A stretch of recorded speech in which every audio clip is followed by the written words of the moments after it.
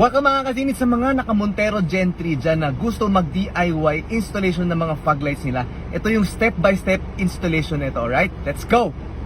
So, ang first step is tatanggalin po natin yung cover. So, sungkitin lang po natin yan. Kung wala kayong pangsungkit ng ganitong klase, pwede kayong gumamit ng flat screw, then balutan nyo lang para po hindi magasgasan yung mga sasakyan nyo, okay?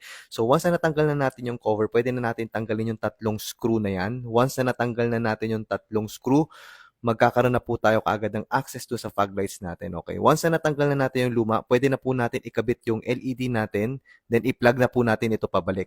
I-make sure lang po natin na ibalik yung tatlong tornilyo, then ibalik po natin kaagad yung cover. Same procedure lang din po tayo dito sa kabilang side. So, hindi ko na po inisa-isa yung procedure niyan. So, dito na lang po tayo sa pagbalik ng cover.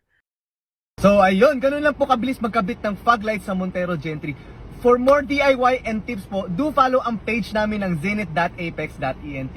Thank you! Bye-bye!